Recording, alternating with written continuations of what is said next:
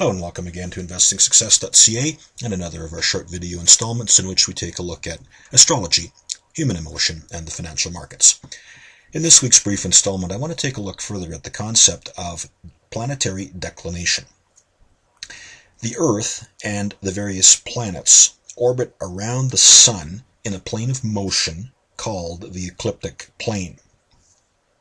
Now, this plane of motion is not perfectly balanced. That is to say, the Earth and the various other planets will deviate above and below the ecliptic plane as they orbit the Sun. Scientists and astronomers have come to understand this deviation above and below the ecliptic, and they've actually been able to model its behavior and predict future declination paths. In fact, any astrology program that you're using, such as Star Trek's Millennium or Starfire Gold, should have a declination function built into it. And what you're looking at on your screen in front of you right now is a typical XY plot that such a function can generate for you to illustrate the declination paths of the various planets. And this particular plot simply shows Mercury, Venus, and Mars to give you an example of what they look like. Now, let's take a look at how we can apply declination in the context of the financial markets. What you're looking at in front of you right now is a weekly nearest price chart for platinum futures. And you can see that over time, the price of platinum exhibits some very interesting pivot points, some highs, lows, some trend changes.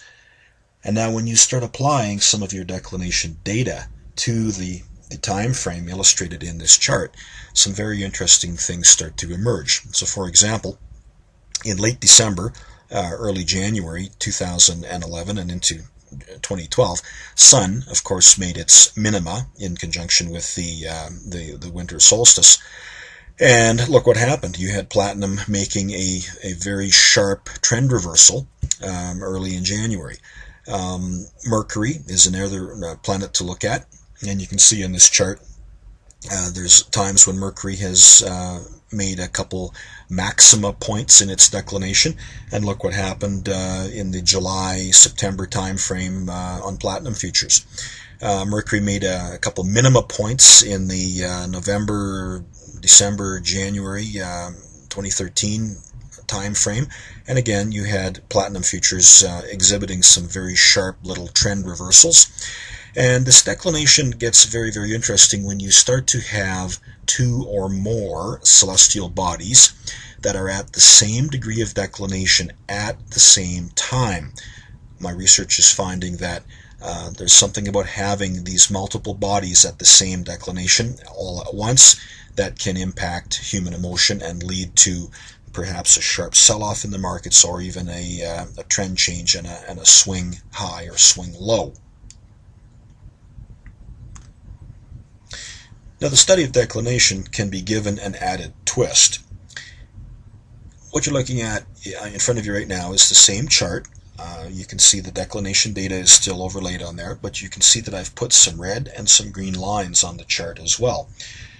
The red lines depict hard aspects of the transiting planets, including Sun, to the natal Sun position in the first trade chart of platinum futures. And the natal Sun position happened to be in Sagittarius in that first trade chart. The green lines on the chart depict hard aspects of the transiting planets to the natal Jupiter position in the first trade chart.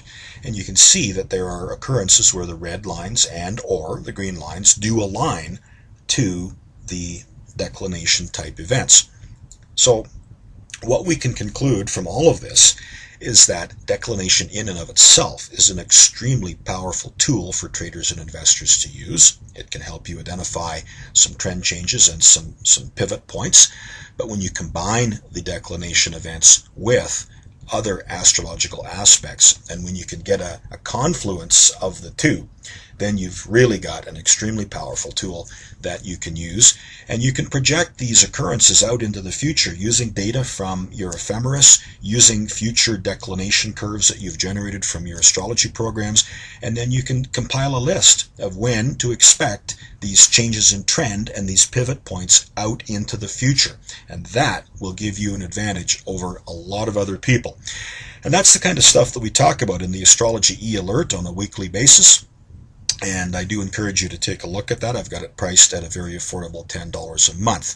So as always, you can find me on investingsuccess.ca. You can find my blogs and my posts on astrologicaltrading.wordpress.com.